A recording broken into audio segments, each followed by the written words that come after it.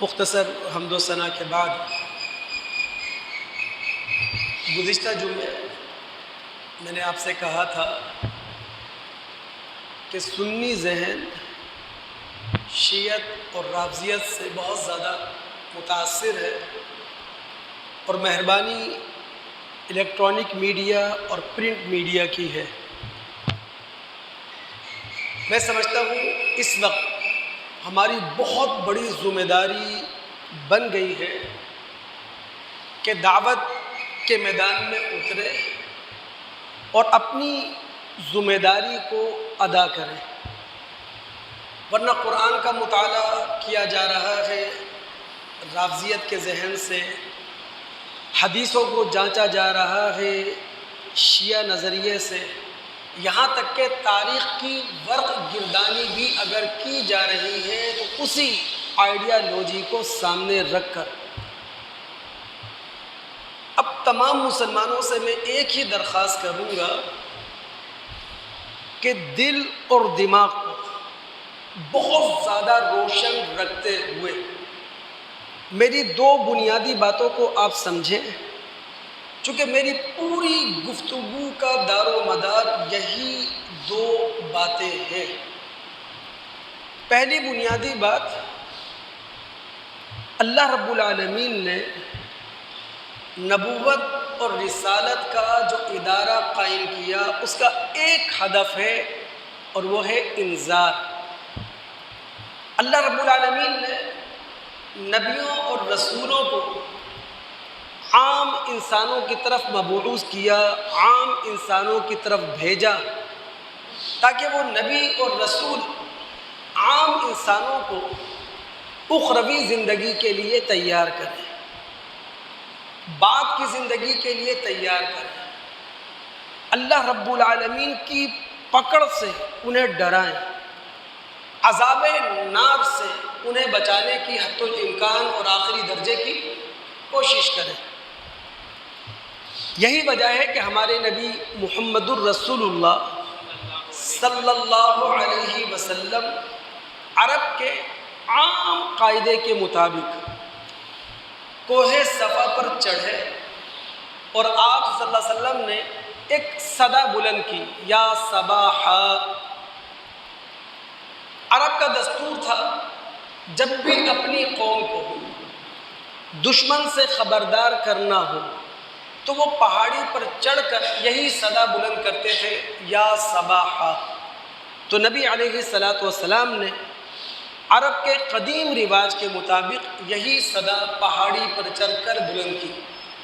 جب لوگ جمع ہو گئے تو نبی علیہ الصلاۃ والسلام نے اپنے لیے کیریکٹر سرٹیفکیٹ ان کی زبانوں سے حاصل کیا، اپنے کردار، اپنے اخلاق کی گواہی ان کی زبانوں سے لی، اور جب سب نے کہہ دیا ما جربنا علیک الصدق، آپ سچے اور راست باز انسان ہیں، تو پھر نبی علیہ الصلاۃ والسلام نے ان کے سامنے جو الفاظ کہے تھے فَإِنِّي نَذِيرٌ لَكُمْ بَيْنَ يَدَيْ عَذَابٍ شَدِيدٍ، کہ میں تمہیں اس عذاب سے خبردار کر رہا ہوں جو عذاب تمہارے سامنے ہے۔ تو نبوت اور رسالت کا ایک ہی ٹارگٹ ہے اور وہ ہے انذار، لوگوں کو حیات اخروی کے لیے تیار کرنا۔ سورہ انعام یہ مکہ کے دور آخر میں نازل ہونے والی صورتوں میں سے ہے، اس کی آیت نمبر 19 ہے۔ اللہ رب العالمین نے نبی علیہ الصلاۃ والسلام کی زبانی یہ کہلوایا، اے نبی ان سے کہہ دو وَأُوحِيَ إِلَيَّ هَذَا الْقُرْآنِ، یہ قرآن میری طرف وحی کیا گیا ہے تاکہ میں تمہیں خبردار کر دوں، وَمَن بَلَغَ، اور جس تک قرآن کی دعوت پہنچ سکتی ہے ان سب کو خبردار کر دوں۔ اور میرے اس موضوع کے لیے جو دوسری بنیادی بات ہے وہ پہلی سے زیادہ اہم نظر آ رہی ہے مجھے موقع کے لحاظ سے، اس لیے پہلے سے زیادہ دل اور دماغ کو روشن کریں میری بات کو سننے اور سمجھنے کے لیے۔ ہمارے نبی محمد الرسول اللہ صلی اللہ علیہ وسلم خاتم النبیین ہیں، یعنی آپ کے بعد کسی دوسرے نبی نے آنا ہی نہیں ہے، لہٰذا ہمارے نبی صلی اللہ علیہ وسلم کی جو بعثت ہے وہ دوہری ہے۔ آپ کی ایک بعثت بعثت خاصہ ہے، آپ کی دوسری بعثت بعثت عامہ ہے۔ بعثت خاصہ کا مطلب یہ ہے کہ نبی صلی اللہ علیہ وسلم براہ راست عربوں کے اندر مبعوث کیے گئے۔ آپ صلی اللہ علیہ وسلم نے زندہ رہتے ہوئے عربوں کو دین کی دعوت دی ہے، عربوں کے سامنے حق کی دعوت پیش کی ہے۔ اسی لیے نبی علیہ السلام کو نبی عربی بھی کہا گیا، نبی امی بھی کہا گیا۔ لیکن ہمارے نبی صلی اللہ علیہ وسلم کی ایک دوسری بعثت ہے، وہ ہے بعثت عامہ۔ اور بعثت عامہ کا مطلب یہ ہے قیامت تک آنے والے انسانوں کے لیے ہمارے نبی محمد الرسول اللہ صلی اللہ علیہ وسلم نبی اور رسول ہیں۔ اور اس بعثت عامہ کے لیے اللہ رب العالمین نے نبی علیہ السلام کے لیے ایک امت پیدا کی ہے، اور اللہ رب العالمین نے نبی علیہ السلام کی امت کی یہ ذمہ داری لگا دی ہے کہ جو کام نبوت اور رسالت کا وقت کا نبی اپنی زندگی میں کرتا رہا ہے، اس نبی کے گزر جانے کے بعد قیامت تک اس کام کو کرتے رہنا ہے۔ دعوت حق، دعوت دین لوگوں کے سامنے پیش کرتے رہنا ہے۔ یعنی اب آسان لفظوں میں یوں کہہ سکتا ہوں، یہ امت محمد صلی اللہ علیہ وسلم اپنے رسول کی بعثت عامہ کے مقصد کی ذمہ دار ہے۔ یعنی ہم یوں کہہ لیں کہ فریضہ رسالت ہم نے ادا کرنا ہے اللہ کے رسول کے بعد۔ جو نبوت کا فریضہ تھا، ایک ایک انسان تک ہم نے پہنچنا ہے، ایک ایک انسان تک ہم نے حق پہنچانا ہے، ایک ایک انسان کے سامنے حق اور باطل واضح کر دینا ہے۔ اتنی بڑی ذمہ داری ہے دوست۔ سورہ بقرہ اس کی آیت نمبر 143 ہے۔ اللہ رب العالمین تحویل قبلہ کے حوالے سے گفتگو کر رہے ہیں، اور گفتگو کرتے ہوئے اللہ رب العالمین امت محمد صلی اللہ علیہ وسلم کی امامت کا اعلان کرتے ہیں، اور اللہ فرماتے ہیں وَكَذَلِكَ جَعَلْنَاكُمْ أُمَّةً وَسَطًا، ہم نے تمہیں امت وسط بنایا، ہم نے تمہیں بہترین امت بنایا۔ اور اگر میں ترجمہ کروں کہ ہم نے تمہیں بین الاقوامی امت بنایا، کیوں؟ لِتَكُونُوا شُهَدَاءَ عَلَى النَّاسِ، تاکہ تم تمام انسانوں کے لیے دعوت دین کے معاملے میں گواہ ہو۔ وَيَكُونَ الرَّسُولُ عَلَيْكُمْ شَهِيدًا، اور دعوت دین کے معاملے میں رسول تم پر گواہ ہو۔ تو دوستو، شہداء علی الناس کے منصب پر اللہ رب العالمین نے امت محمد کو کھڑا کیا ہے۔ پھر اگر ہم مطالعہ کر سکیں سورہ آل عمران کی آیت نمبر 109 کا، جس میں اللہ رب العالمین نے امت محمد صلی اللہ علیہ وسلم کو خیر امہ کہا ہے۔ اور خیر امہ کیوں کہا ہے؟ تاکہ محمد الرسول اللہ صلی اللہ علیہ وسلم کی یہ امت دعوت کے میدان میں اتر کر لوگوں کی اصلاح کرے، لوگوں کی خیر خواہی کرے، اور لوگوں کو فلاح کا راستہ بتائے۔ اور دوستو، اگر امت محمد صلی اللہ علیہ وسلم یہ کام نہیں کر رہی تو معذرت کے ساتھ پھر وہ ملتوں میں سے ایک ملت ہے، ملتوں میں کوئی خاص ملت نہیں ہے۔ اللہ نے کیا کہا؟ کنتم خیر امہ اخرجت للناس تأمرون بالمعروف وتنہون عن المنکر، تم بہترین امت ہو، تمہیں میدان میں اتارا گیا ہے لوگوں کی خیر خواہی کے لیے، تم اچھائی کا حق ادا کرتے ہو، تم لوگوں کو تعمیر کا راستہ دکھاتے ہو، تم لوگوں کو ترقی کے راستے پر ڈالتے ہو، اور لوگوں کو برائی سے روکا کرتے ہو۔ اور میں سمجھتا ہوں دوستو، اللہ رب العالمین نے اگر امت محمد صلی اللہ علیہ وسلم کو شہداء علی الناس کے منصب پر فائز کر دیا ہے، اگر اللہ رب العالمین نے فریضہ رسالت کی ذمہ داری امت محمد صلی اللہ علیہ وسلم کے حوالے کر دی ہے، تو 21ویں صدی میں 21ویں سینچری میں اس ذمہ داری کو ادا کرنا کوئی مشکل کام نہیں ہے۔ سائنس مذہب کے راستے پر ہے، سائنس مذہب کی معاون ہے، مذہب کی مددگار ہے۔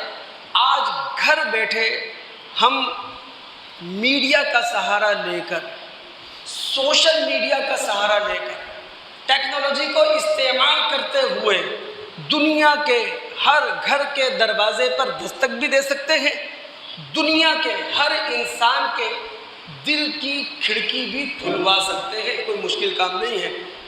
آپ اگر مطالعہ کر سکیں، ترمذی کی ایک روایت ہے، میں نے کہا پوری میری گفتگو کو ایمانی جذبے سے سنیے گا، کیونکہ امت محمد کی ذمہ داری چھوٹی ہے نہیں، بہت بڑی ذمہ داری، بہت بھاری ذمہ داری۔ یعنی محمد الرسول اللہ جن کی ہم امت ہیں، ان کے بعد کسی نبی نے آنا نہیں، تو وہ جو فریضہ رسالت ہے وہ امت محمد کے حوالے کیا گیا ہے، شہداء علی الناس کے منصب پر ہمیں کھڑا کر دیا گیا ہے۔ تو بڑے ایمانی جذبے سے سنیے آپ۔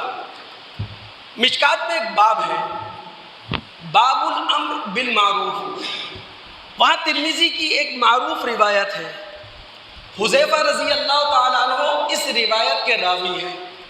اب دیکھیں نبی علیہ الصلوۃ والسلام ایک مضمون اپنی امت کے سامنے رکھنے لگے ہیں، اپنے ماننے والوں کے سامنے رکھنے لگے ہیں۔ اب یہ مضمون کتنی اہمیت کا حامل ہوگا کہ اللہ کے رسول کو قسم کھانا پڑی۔ ہم جانتے ہیں رسول کی بات پر ہر ایک کو یقین ہوتا ہے۔ کون سا ایسا کلمہ پڑھنے والا ہو سکتا ہے کہ رسول کوئی بات کہے اور یقین کے دروازے نہ کھل جائیں؟ لیکن جب نبی قسم کھا کر کوئی بات کہہ رہا ہے تو اس کا مطلب یہ ہے کہ وہ مضمون ضرورت سے زیادہ اہمیت کا حامل ہے۔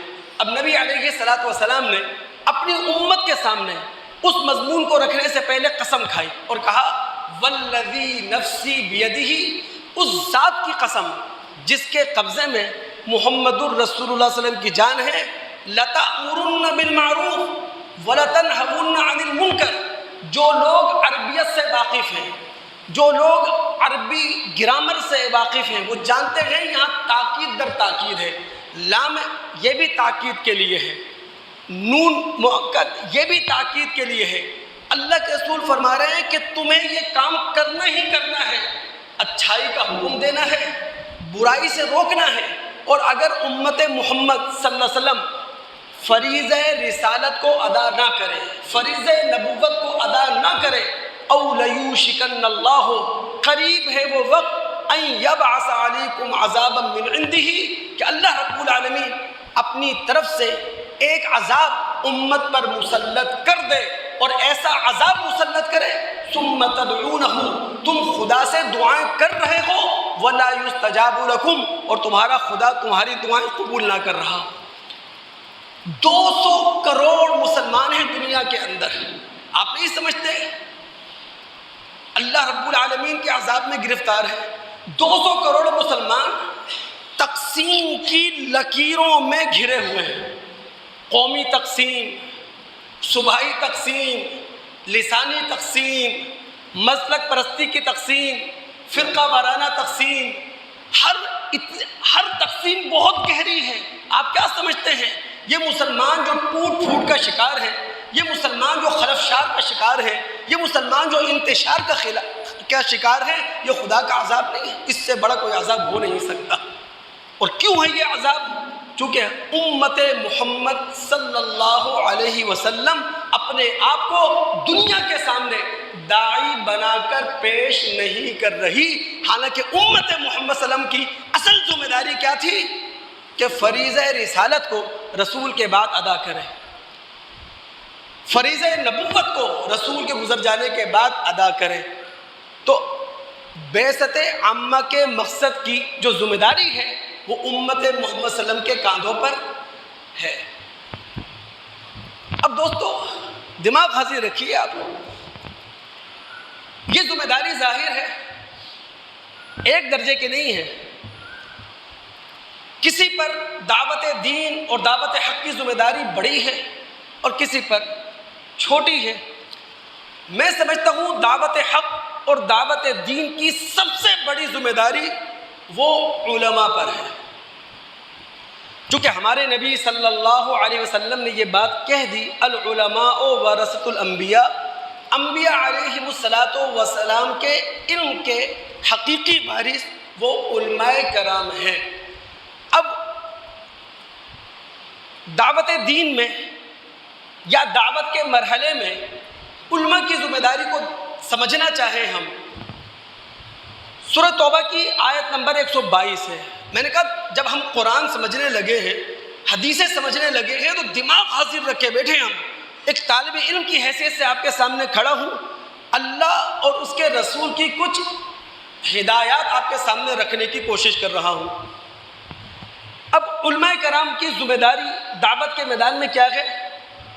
سورہ توبہ آیت نمبر 122، اس کا مطالعہ ہمیں بتاتا ہے عالم اور صاحب علم کو دین کی بصیرت حاصل ہونی چاہیے، یعنی اس کا علم بہت گہرا ہو۔ جو عالم ہو، جو صاحب علم ہو، گراؤنڈ ریئلٹی سے واقف ہو، وہ زمینی حقیقتوں سے واقف ہو۔ تو یہ قرآن نے کہا لیتفقہوا فی الدین، دین میں فقاہت کا درجہ ایک عالم حاصل کرے۔ یہ آیت ہمیں بتاتی ہے دعوت کے میدان میں ایک عالم کی اصل ذمہ داری وہی ہے جو نبی کی تھی، اور نبی کی ذمہ داری کیا تھی؟ انذار، کہ لوگوں کو آخرت کے حوالے سے تیار کرنا، دوسری زندگی کے حوالے سے تیار کرنا، اللہ رب العالمین کا تخلیقی منصوبہ انسانوں کے سامنے رکھنا۔ جو کام انبیاء کرتے رہے انذار، وہی کام عالم کا ہے، وہی ذمہ داری عالم کی ہے۔ پھر یہ آیت ہمیں بتاتی ہے عالم یا صاحب علم کے جو اصل مخاطب ہیں وہ اس کی اپنی قوم ہے، وہ اس کی اپنی برادری ہے، وہ اس کے اپنے لوگ ہیں، وہ اس کی اپنی بستی والے ہیں۔ کیا قرآن کے الفاظ ہیں؟ وَلِيُنذِرُوا قَوْمَهُمْ اِذَا رَجَعُوا إِلَيْهِمْ۔ ایک عالم علم حاصل کرنے کے بعد اپنی قوم میں واپس جائے اور قوم کے لوگوں کو انذار کرے۔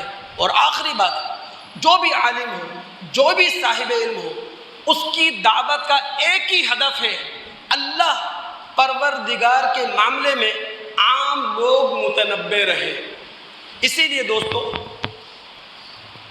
عالم کو بیجا طور پر کبھی بھی اپنا وزن ریاست یا حکومت کے پلے میں نہیں ڈالنا چاہیے۔ ہاں، بجا طور پر اپنا وزن ریاست اور حکومت کے پلے میں ڈال دے، لیکن عالم کبھی موم کی ناک بن کے نہ رہے کہ ریاست جس طرح چاہے موڑ لے، ریاست جس طرح چاہے عالم کو استعمال کر لے۔ عالم وہ ہوتا ہے جو صاحب بصیرت ہوتا ہے، جو گراؤنڈ ریئلٹی کو سمجھتا ہے، جو زمینی حقیقتوں کو سمجھتا ہے، جس کے سامنے دنیا کوئی حقیقت نہیں رکھتی۔ یہ دنیا کے سنگریزے ہوتے ہیں اس کے لیے، یہ دنیا کا مال و متاع اس کے سامنے مٹی کے بھاؤ ہوا کرتا ہے۔ نبی علیہ الصلوۃ والسلام کی ایک دعا ہے دوستو، اور وہ طالب علم کے لیے ہے، صاحب علم کے لیے ہے۔ ترمذی ابن ماجہ کی روایت ہے، ابن مسعود رضی اللہ تعالیٰ عنہ اس روایت کے راوی ہے۔ نبی علیہ الصلوۃ والسلام نے باقاعدہ دعا دی۔ آپ کے الفاظ ہیں نذر اللہ عمران سمع منا شیئا فبلغه كما سمعه فرب مبلغ اوعى من سامع، کہ اللہ رب العالمین تر و تازہ رکھے، اللہ رب العالمین خوش بخت رکھے، خوش نصیب رکھے اس شخص کو جس نے ہم سے کوئی بات سنی اور پھر بات سننے کے بعد آگے لوگوں کو وہ بات پہنچا دی۔ سننے والے کو بات آگے پہنچانا چاہیے، کیوں؟ اس لیے کہ بسا اوقات براہ راست سننے والا اس طرح بات کو محفوظ نہیں رکھ پاتا جس طرح جس کو بات پہنچائی جائے وہ بات کو محفوظ رکھ لیتا ہے۔ دعوت دین، دعوت حق کی ذمہ داری، سب سے بڑی ذمہ داری علماء پر، اور اس کے بعد جو ذمہ داری ہے وہ ہے ریاست کی۔ یعنی اگر کسی خطۂ زمین میں مسلمانوں کو سیاسی خود مختاری حاصل ہو گئی ہے تو اب مسلمان ریاست کی یہ ذمہ داری ہے کہ وہ امر بالمعروف اور نہیں عن المنکر کا کام ڈنکے کی چوٹ پر کرے۔ اس کے پاس ریاست کی طاقت ہے، اس کے پاس سیاسی طاقت موجود ہے۔ سورہ آل عمران آیت نمبر 104 ہے۔ آیت کے الفاظ یہ بتا رہے ہیں کہ اس کے مخاطبین عام لوگ نہیں ہیں، بلکہ اس کے مخاطبین صاحبان اقتدار ہیں، صاحبان حل و عقد ہیں۔ اللہ فرماتے ہیں وَلْتَكُمْ مِنْكُمْ أُمَّةٌ يَدْعُونَ إِلَى الْخَيْرِ وَيَأْمُرُونَ بِالْمَعْرُوفِ وَيَنْهَوْنَ عَنِ الْمُنْكَرِ، تمہارے اندر ایک ایسی جماعت ہونا چاہیے کہ جو اچھائی کی طرف لوگوں کو بلائے، برائی سے لوگوں کو روکے، نیکی کا لوگوں کو حکم دے۔ اب دوستو، ریاست امر بالمعروف نہی عن المنکر، دعوت حق اور دعوت دین کا کام علماء سے بھی زیادہ بہتر انداز میں کر سکتی ہے، اور 2 سطحوں پر کر سکتی ہے۔ پہلی سطح تلقین اور تعلیم، اور دوسری سطح ریاستی طاقت، قانونی طاقت۔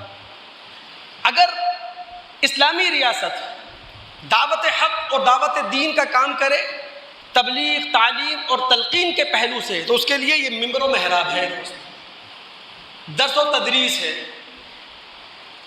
محمد الرسول اللہ صلی اللہ علیہ وسلم کے زمانے میں منبروں پر کون کھڑے ہو کر خطبہ دیا کرتے تھے؟ صاحبان وقت، صاحبان اقتدار۔ اب اگر آج سوچیں آپ، پاکستان اسلامی ریاست ہے، لا الہ الا اللہ کے نام پر وجود میں آئی ریاست، یہاں وقت کا صدر شاہ فیصل مسجد میں جمعے کا خطبہ دے رہا ہو، وزیر اعظم شاہی مسجد میں جمعے کا خطبہ دے رہے ہوں،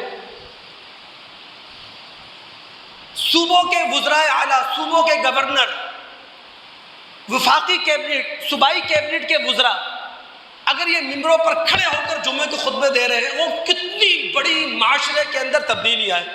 میں اپنی بات کروں، میری جگہ اگر یہاں UC ناظم کھڑا ہو، ٹاؤن ناظم کھڑا ہو، اور وہ جمعے کا خطبہ دے، اس کی بات میں مجھ سے زیادہ اثر ہوگا۔ تو ریاست امر بالمعروف اور نہی عن المنکر کا کام بڑے بہتر انداز میں کر سکتی ہے اگر وہ خود منبر و محراب کو تبلیغ، تعلیم اور تلقین کے لیے استعمال کرے۔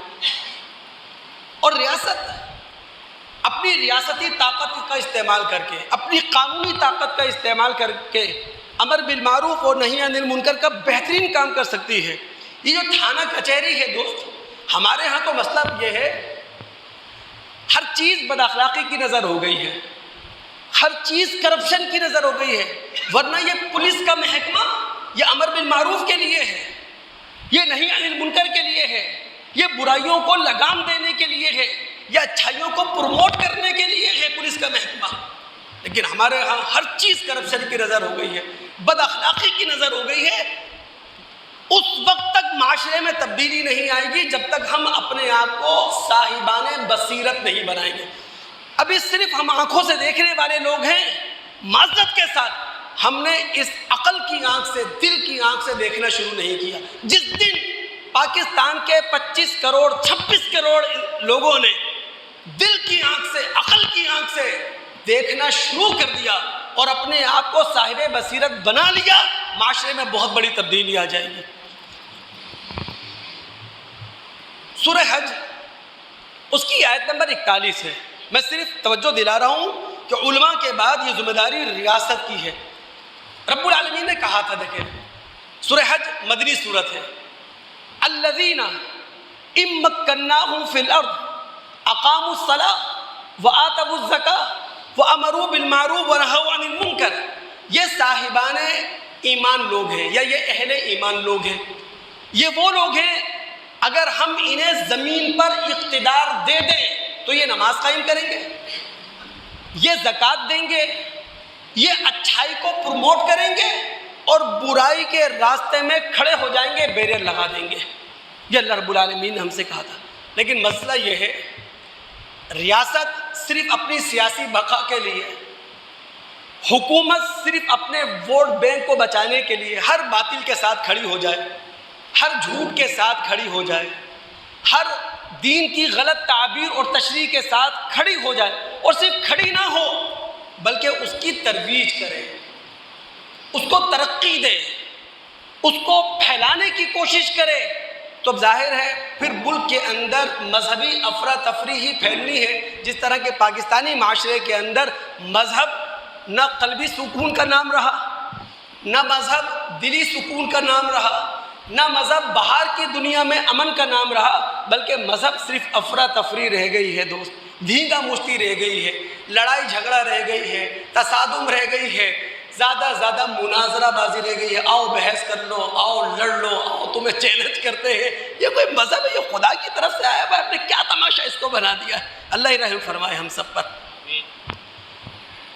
اگر آپ کے دماغ حاضر ہیں، دعوت حق، دعوت دین کی ذمہ داری علماء ریاست نے ادا کی اور کرنا چاہیے، اس کے بعد یہ ذمہ داری ہر فرد امت کی ہے، یعنی ہر امتی کی ذمہ داری ہے۔ بھئی ہر امتی کو ہمارے رسول نے کہاں کھڑا کیا ہے؟ شہداء علی الناس کے منصب پر۔ بعثت عامہ کی ذمہ داری اس کے کاندھے پہ ڈال دی، فریض رسالت کی ذمہ داری اس کے کاندھے پہ ڈال دی، فریض نبوت کی ذمہ داری اس کے کندھے پہ ڈال دی۔ تو ہر مسلمان کی ذمہ داری ہے کہ خدا را وہ اپنے آپ کو اپنے دائرے کے اندر، اپنی لمٹ کے اندر داعی بنائے، یہ اس کی ذمہ داری ہے۔ یہ مشکل کام نہیں ہے یار۔ سوشل میڈیا کا استعمال کرتے ہوئے کتنے جوک کر رہے ہیں، ایک اچھی بات، ایک بھلائی کی بات، ایک خیر کی بات، ایک مومنانہ بات، ایک مسلمانہ بات، وہ کیا ہم آگے فارورڈ نہیں کر سکتے؟ کر سکتے ہیں دوست، اپنا حق ڈال سکتے ہیں ہم۔ سورۃ توبہ ہے، اس کی آیت نمبر 71 ہے۔ رب العالمین فرماتے ہیں والمؤمنون والمؤمنات بعضهم اولیاء بعض یأمرون بالمعروف وینہون عن المنکر۔ یہ مومن مرد، یہ مومن عورتیں ایک دوسرے کے رفیق ہیں، یہ اچھائی کا حکم دیتے ہیں، یہ برائی سے روکتے ہیں۔ دوستو مسلم معاشرے کے اندر ترغیب اور ترہیب کا کام ہوتے رہنا چاہیے، تعلیم اور تبلیغ کا کام ہوتے رہنا چاہیے، نصیحت اور خیر خواہی کا کام ہوتے رہنا چاہیے۔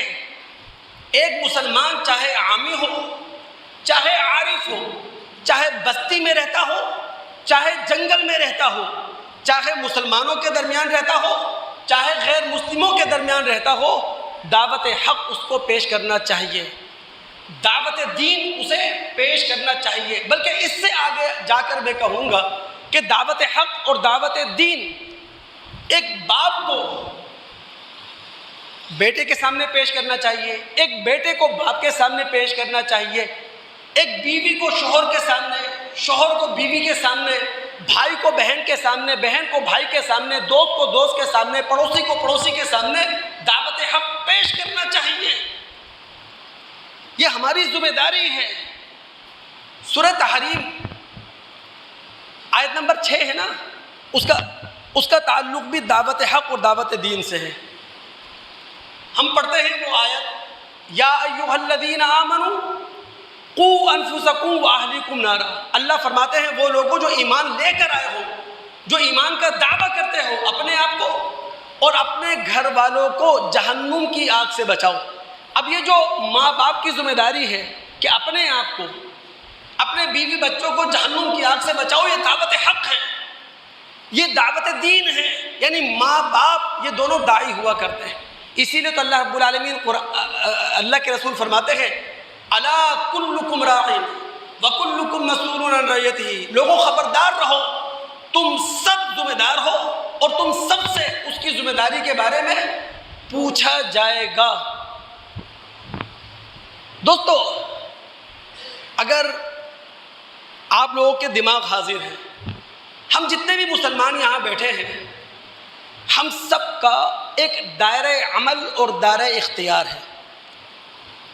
اگر ہم یہاں باپ کی حیثیت سے بیٹھے ہیں تو ہمارے دائرہ اختیار میں بیوی بچے ہیں، اور اگر ہم یہاں صرف شوہر کی حیثیت سے بیٹھے ہیں تو ہمارے دائرہ عمل اور دائرہ اختیار میں کم سے کم بیوی ہے۔ یعنی میں ذمہ داری بتا رہا ہوں، یہ جو محمد الرسول اللہ صلی اللہ علیہ وسلم کی بعثت عامہ ہے، کہ آپ کے بعد کسی نبی نے نہیں آنا، وہ کام جو نبی کرتا ہے اب نبی کی ملت کرے گی، یہ گھر سے شروع ہوتی ہے۔ اب کوئی یا تو باپ کی حیثیت سے بیٹھا ہے جس کے دائرہ اختیار میں بیوی بچے ہیں، یا کوئی شوہر کی حیثیت سے بیٹھا ہے جس کے دائرہ اختیار میں کم سے کم بیوی ہے۔ ایک حدیث میں آپ کے سامنے رکھوں، مسلم کتاب الایمان کی معروف روایت ہے، زبان زد عام ہے، سنتے رہتے ہیں، لیکن یہاں ایک مومنانہ جذبے سے اس روایت کو سنیں، بلکہ اپنی ذمہ داری کا احساس کرتے ہوئے کہ فریضہ رسالت کی ذمہ داری آپ کے کاندھوں پر ہے، فریضہ نبوت کی ذمہ داری امت کے کاندھوں پر ہے، اس ذمہ داری کا احساس رکھ کے اس روایت کا مطالعہ کریں۔ ابن مسعود رضی اللہ تعالیٰ عنہ اس روایت کے راوی ہیں۔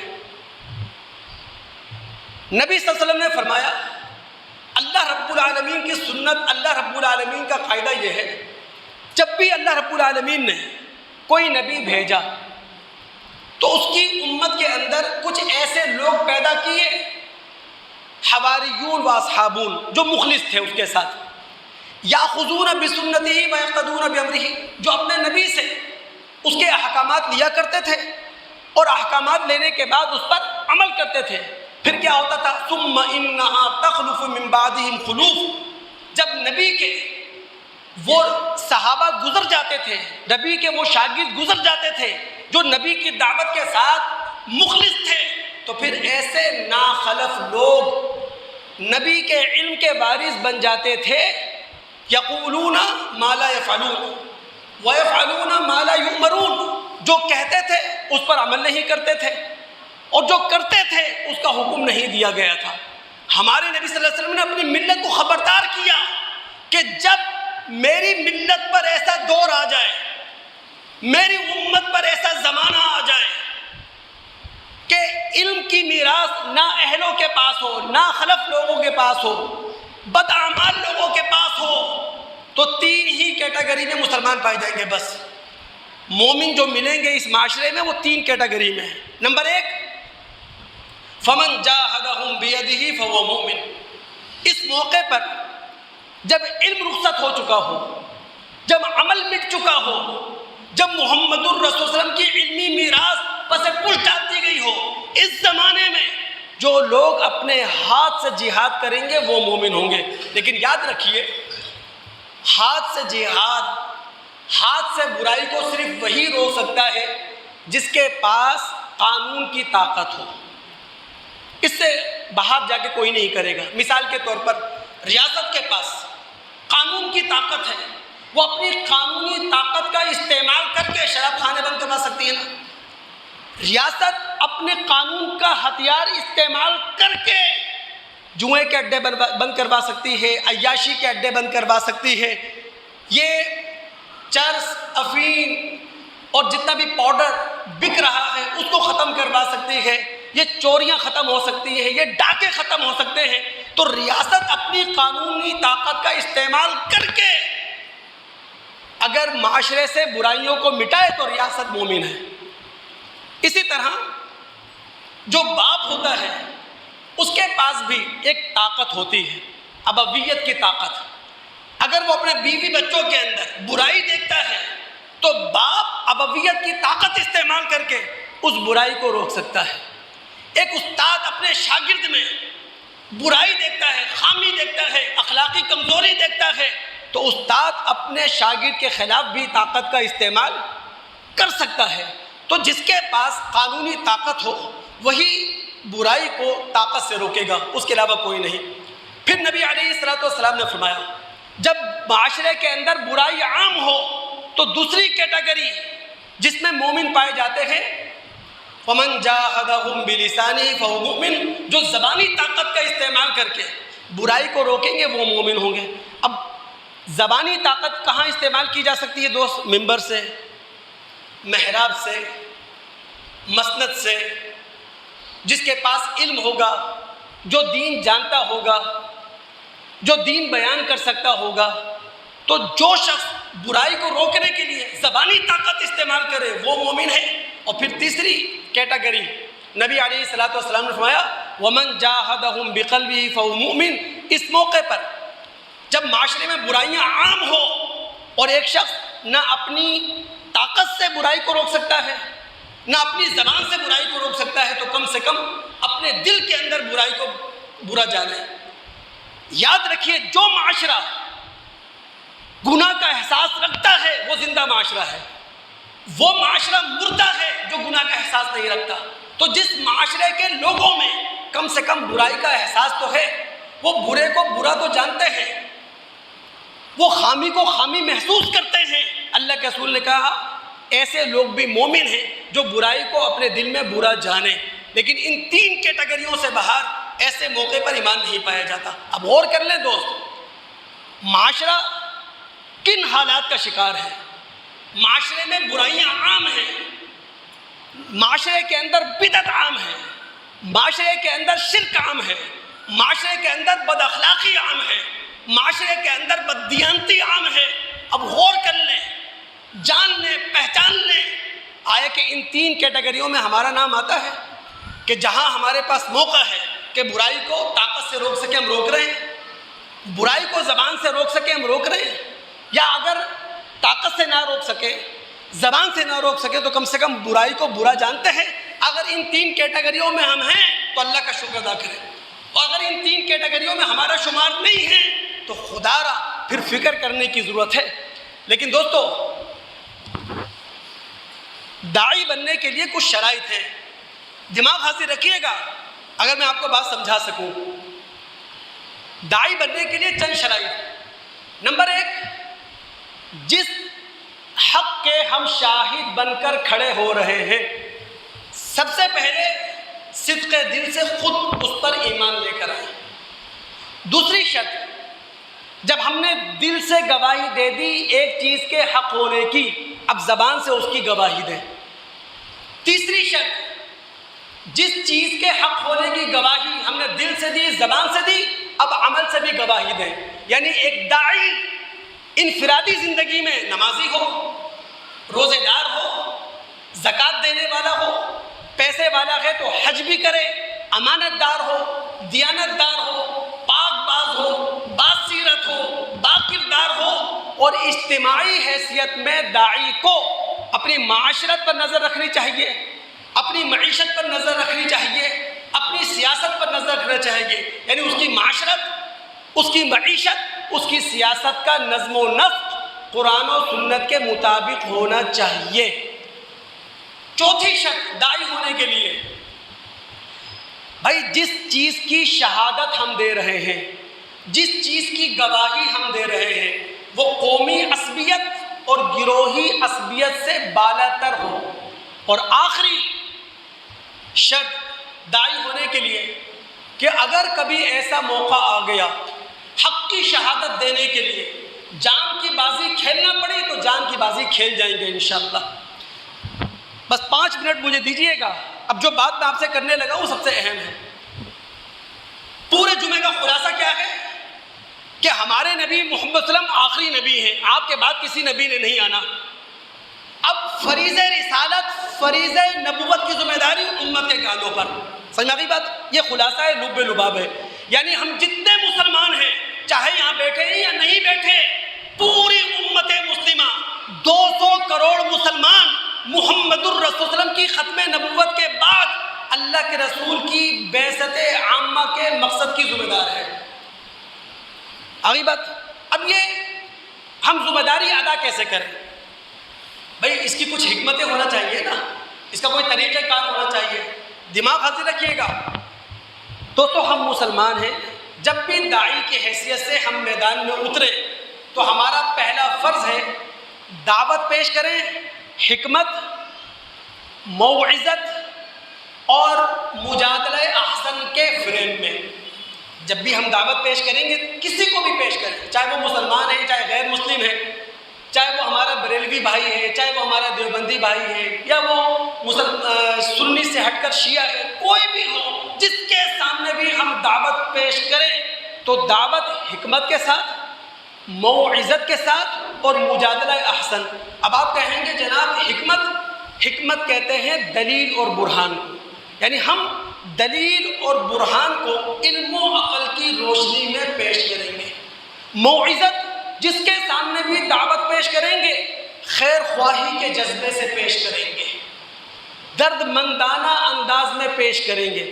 یعنی داعی معذرت کے ساتھ اپنے دل کا بخار باہر نہیں نکالتا، معذرت کے ساتھ داعی اپنی باتیں لوگوں کے سامنے نہیں رکھ دیتا، بلکہ داعی مدعو کا ہمدرد ہوا کرتا ہے. اور مجادلہ احسن کا مطلب یہ ہے کہ بحث و مباحثے میں داعی ہمیشہ مہذب رہے گا، ہمیشہ اپنے آپ کو شائستہ بنا کر رکھے گا، اینٹ کا جواب پتھر سے دینے کی کوشش نہیں کرے گا. میں توجہ دلاؤں آپ لوگ کے علم میں ہو نہ ہو، ابھی جو عشرہ محرم گزرا ہے نا، اس میں بہت سارے ممبر و محراب سے یہ غلطی کی گئی. دیکھو حسین رضی اللہ عنہ کو کیا بنا کے پیش کرتے ہیں؟ نواسے رسول ہیں، ان کی شہادت ہوئی ہے، بیوی بچوں کے ساتھ کربلا میں شہید کر دیے گئے ہیں.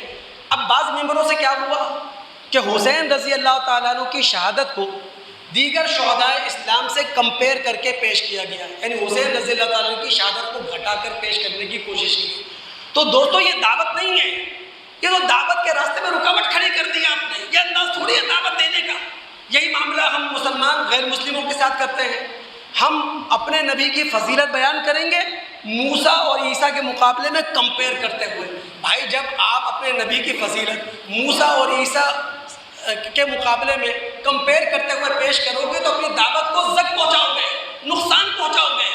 تو جب بھی داعی میدان میں اترے گا تو حکمت کے ساتھ دعوت پیش کرے گا، موعظت کے ساتھ پیش کرے گا اور مجادلہ احسن کے ساتھ پیش کرے گا. دوسری چیز، جب بھی داعی دعوت کے میدان میں اترے گا اسے یہ یاد رکھنا چاہیے کہ اس کا کام صرف اور صرف دعوت لوگوں تک پہنچانا ہے. یعنی حق واضح کر دے ہر پہلو سے، حق بالکل روشن کر دے ہر پہلو سے، بس یہ کام ہے داعی کا، اس کے علاوہ کوئی کام نہیں ہے. داعی داروغہ نہیں ہوتا.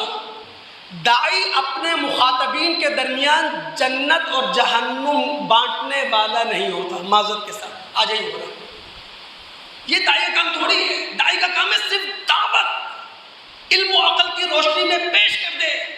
اب آپ غور کریں محمد الرسول اللہ صلی اللہ علیہ وسلم کو قرآن کیا کہہ رہا ہے؟ سورہ رعد آیت نمبر 40، فَإِنَّمَا عَلَيْكَ الْبَلَاغُ وَعَلَيْنَا الْحِسَابُ. رسول آپ کی ذمہ داری صرف پہنچانا ہے، حساب لینے کی ذمہ داری ہماری ہے. سورہ غاشیہ آیت نمبر 21-22 اللہ فرماتے ہیں فَذَكِّرْ إِنَّمَا أَنْتَ مُذَكِّرْ لَسْتَ عَلَيْهِمْ بِمُسَيْطِرٍ. اے محمد صلی اللہ علیہ وسلم آپ نصیحت کیجئے، آپ کا کام صرف نصیحت کرنا ہے، آپ لوگوں کے درمیان داروغہ بنا کر نہیں بھیجے گئے. 2 منٹ دیجیے گا، میں اس روایت کو بھی پیش کر دوں جو اس عشرہ محرم میں بہت پیش کی گئی، اور ہر مسلم فرقہ اس حدیث کو اپنی دلیل بنا کے پیش کرتا ہے. اس دلیل کی بنیاد پر ہر مسلم فرقہ یہ کہتا ہے وہ جنتی ہے نعوذ باللہ اور باقی سب جہنمی. اس روایت کو اچھے طریقے سے آپ سمجھ لیں. یہ ترمذی، ابو داؤد اور مسند احمد کی روایت ہے نا. اللہ کے بندوں میں کئی مرتبہ توجہ دلا چکا ہوں کہ یہ حدیث پیشن گوئی ہے، اور جب رسول پیشن گوئی کرتا ہے تو کیا مطلب؟ اپنی امت کو متنبع کر رہا ہے کہ میری امت خبردار ہو جائے. تو رسول تو اپنی امت کو خبردار کر رہا تھا، ہم نے اس حدیث کو اپنے جنتی ہونے کی دلیل بنا لیا، باقی سارے فرقے جہنم میں گئے. معذرت، میں تمام مسلمان فرقوں سے معذرت کے ساتھ ادب کے ساتھ یہ بات کر رہا ہوں. رسول نے کہا کیا تھا؟ لَيَأْتِيَنَّ عَلَىٰ أُمَّتِي، میری امت پر ایک وقت ایسا آئے گا. یعنی اللہ کے رسول صلی اللہ علیہ وسلم نے اپنی امت کے دور زوال کی بات کی کہ میری امت دور زوال میں بد اخلاقی اور بد اعمالی میں یہود و نصارہ جیسی ہوگی. یعنی میری امت پر جب دور زوال آ جائے گا تو بد اخلاقی اور بد اعمالی میں میری امت ایسی ہی ہوگی جیسا کہ بنی اسرائیل ہے. 2 جوتے جس طرح برابر ہوتے ہیں، رسول نے کہا میری امت 2 جوتوں کی برابری کی طرح یہود و نصارہ کے مانند ہوگی، بد اعمالی میں، بد اخلاقی میں. لیکن پھر آگے رسول نے کہا جب میری امت دور زوال میں ہوگی، بد اعمالی بد اخلاقی میں یہود و نصارہ جیسی ہوگی، لیکن ایک معاملے میں میری امت یہود و نصارہ کو بھی شکست دے دے گی، وہ ہے فرقہ واریت. اگر یہود و نصارہ میں 72 فرقے تھے، میری امت میں 73 فرقے ہو جائیں گے. تو رسول نے تو یہ کہا تھا کہ میری امت دور زوال میں یہود و نصارہ سے زیادہ فرقہ پرست ہوگی، بجائے اس کے کہ ہم فرقہ پرستی سے اپنے آپ کو روکتے ہیں۔ اب ہر بندہ اس حدیث کو بنیاد بنا کر کہہ رہا ہے ہم جنتی باقی جہنمی، نعوذ باللہ۔ پھر رسول سے پوچھا گیا رسول اگر آپ کی امت میں 73 فرقے ہو جائیں پھر کیا؟ آپ نے کہا کہ جناب ایک ہی فرقہ جنت میں جائے گا اور وہ ما انا علیہ و اصحابی، جس پر میں اور میرے صحابہ ہیں۔ اب ہر مسلم فرقہ کہہ رہا ہے کہ وہ اللہ کے رسول اور صحابہ کے مشن کو پورا کر رہا ہے، ایسا ہی ہے نا؟ ایک مفکر نے بڑی گہری بات کی، ورنہ تو ہر مسلم فرقہ کہہ رہا ہے ہم جنتی باقی جہنمی۔ ایک مسلم مفکر نے بڑی گہری بات کہی، اس نے کہا 73 فرقوں میں سے وہ فرقہ جنت میں جائے گا جو باقی 72 فرقوں کو جنت میں لے جانے کی اسی طرح کوشش کرے جس طرح ہمارے نبی محمد الرسول اللہ صلی اللہ علیہ وسلم ابو جہل کو جنت میں لے جانے کی کوشش کرتے رہے، جس طرح ہمارے نبی محمد الرسول اللہ صلی اللہ علیہ وسلم عبداللہ بن ابی کو جنت میں لے جانے کی کوشش کرتے رہے۔ تو 73 فرقوں میں سے وہ فرقہ جنت میں جائے گا جو باقی 72 فرقوں کو جنت میں لے جانے کی کوشش کرے۔ میرا موضوع جاری ہے، تشنگی ہے، میں موضوع مکمل نہیں کر سکا، لیکن آئندہ جو میں انشاءاللہ میں انبیاء کی دعوت قرآن کی روشنی میں آپ کے سامنے رکھ کر اس موضوع کو مکمل کروں گا۔ لیکن آپ لوگوں سے بھی درخواست کروں گا خدا را جلدی آئیں، اتنا اہم موضوع ہے، اللہ کی قسم میں خود کبھی کبھی رونگٹے کھڑے ہو جاتے ہیں، اتنی بھاری ذمہ داری امت پر ہے، اتنی بڑی ذمہ داری امت پر ہے، تو وقت سے کوشش کریں جلدی آئیں۔ آئندہ جو میں انشاءاللہ دعوت دین دعوت حق اس موضوع کو مکمل کریں گے، اور اس موضوع کو مکمل کر کے انشاءاللہ پھر لفظ عدل پر گفتگو کریں گے۔ السلام علیکم ورحمۃ اللہ۔